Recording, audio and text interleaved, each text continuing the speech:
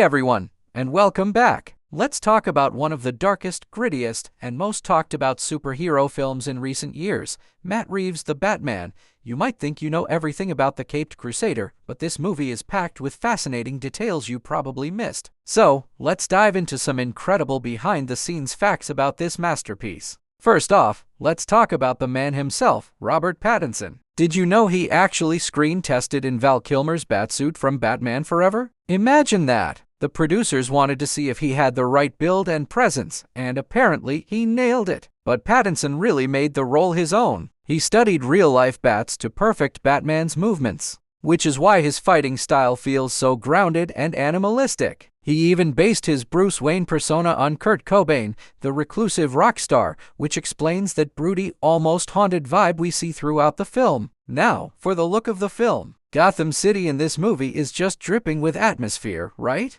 That is because director Matt Reeves drew inspiration from gritty 1970 seconds crime thrillers like The French Connection and Taxi Driver. He wanted Gotham to feel like a real, decaying city that was constantly reigning, reflecting the moral decay of its inhabitants. This wasn't just a stylistic choice. It was meant to immerse us completely in this dark world. The constant rain also makes all those neon lights pop, creating that beautiful, neo-noir aesthetic. Let's move on to the villains. Paul Dano's portrayal of the Riddler was absolutely bone-chilling. To prepare for the role, Dano actually wrapped his head in plastic wrap, similar to his character, to understand the sensation of being unable to breathe easily while delivering his lines. It was so intense that the film crew got worried about him. And that Zodiac Killer inspiration? It was intentional. Reeves wanted a Riddler who felt like a real-world terrorist, making the threat feel much more immediate and terrifying than a typical comic book villain. And what about Colin Farrell's unbelievable transformation into the Penguin?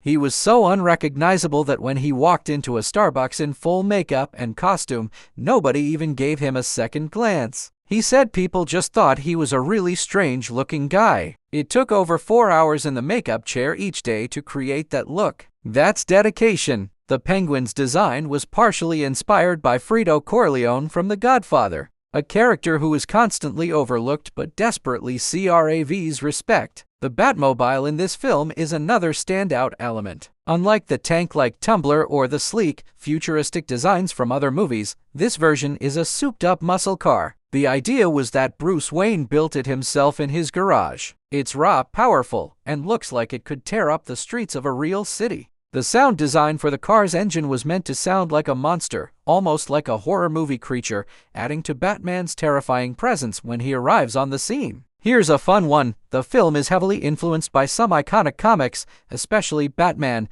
The Long Halloween, and Batman Year One. The Long Halloween is a detective story where Batman has to solve a series of holiday-themed murders, which you can clearly see reflected in the Riddler's methodical and calendar-based crimes. Year One shows a younger, raw Batman in his early days of crime fighting, making mistakes and learning on the job, which is exactly the version of the character we see Pattinson portray. Finally, let's talk about that incredible ending and the setup for the future. The flood that devastates Gotham wasn't just a spectacular action sequence. It was a symbolic baptism for the city, washing away the old corruption. It was also a turning point for Batman. He starts the film seeking vengeance, but by the end, he realizes he needs to be a symbol of hope. When he lights that flare and leads the people to safety, he truly becomes the hero Gotham needs. It has a powerful character arc that sets the stage for a very different kind of hero in the sequels. So there you have it. The Batman is so much more than just another superhero movie. It's a rich, layered detective story filled with incredible performances and a stunning visual style. What was your favorite part of the movie? Let me know in the comments below. Thanks for watching, and don't forget to like and subscribe for more deep dives into your favorite films. See you next time.